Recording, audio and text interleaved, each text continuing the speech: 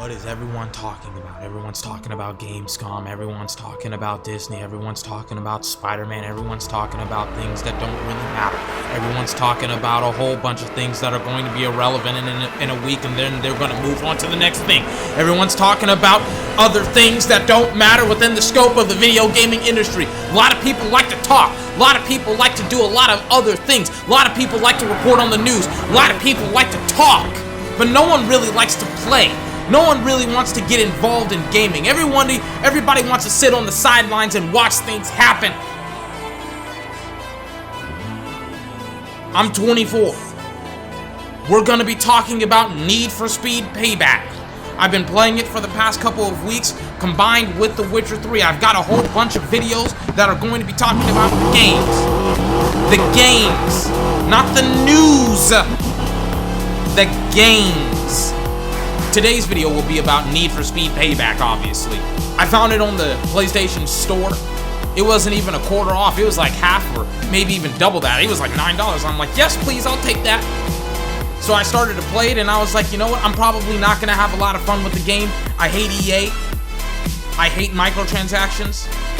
And both are in the game. EA's publishing it, microtransactions are in the game, but on top of that, loot boxes. The whole card system is based off of loot boxes, and I said to myself, 24, you're gonna hate this game!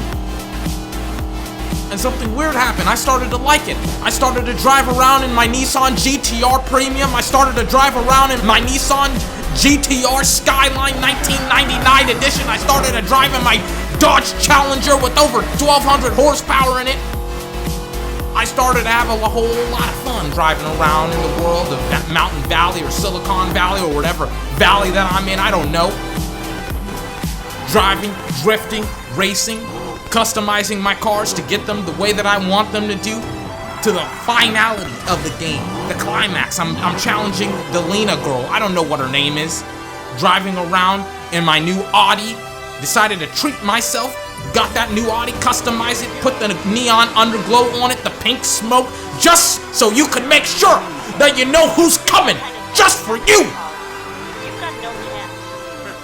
Then I started to get into the things that I really didn't like about the game. I started to get into the off-road driving, the runner class, the drag race, where it's like, oh, okay, let's just drive our really, really expensive and fancy cars around the city. Let's just race around. The point is, there's a lot more stuff to be redeemed here with the Need for Speed franchise than I originally thought. I thought it was just straight up trash. I thought it was straight up garbage, and then I'm playing around, I'm driving around, I'm having a great time. A good old time. But then I started to play the story. I started to play the rest of the game, and I realized that the best aspect of Need for Speed, that arcade racing, it's not as prevalent and present as I definitely wanted it to be. Before people start to jump down my throat and say, well, 24, yes it is, 24, yes it is. No, it's not.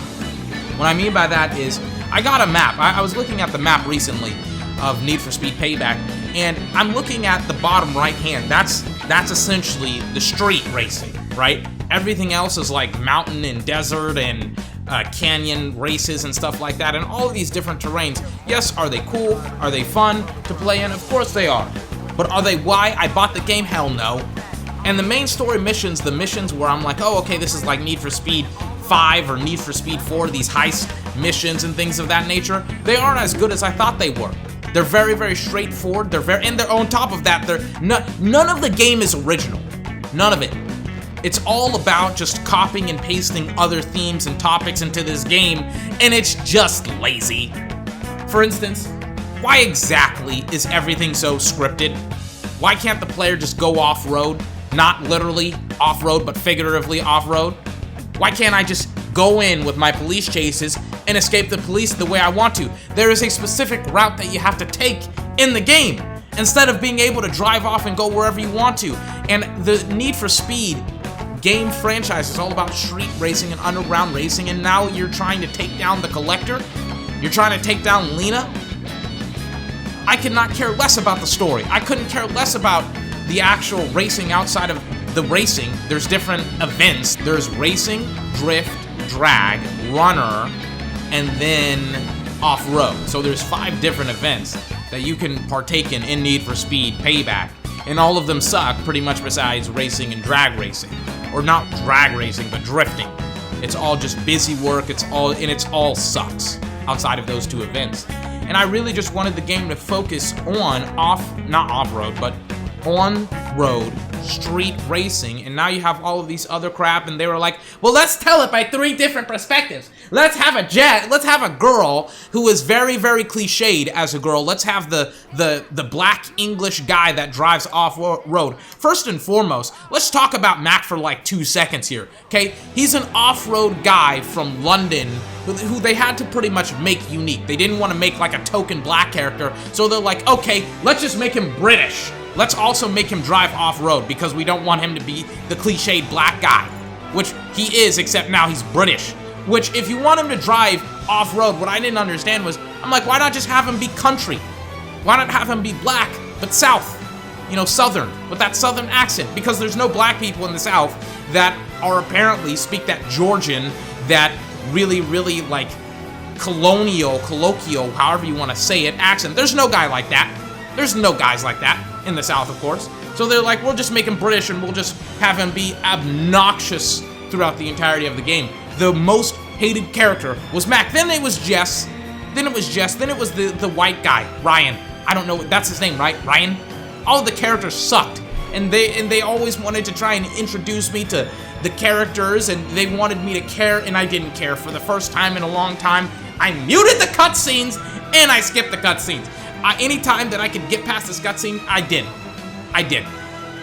I'm happy that I played the game, because now I have this unique perspective on the Need for Speed Payback series. I always credit myself of being really, really great at analyzing video games from a distance, never really getting too up close and personal with them. But with this game, I decided, you know what?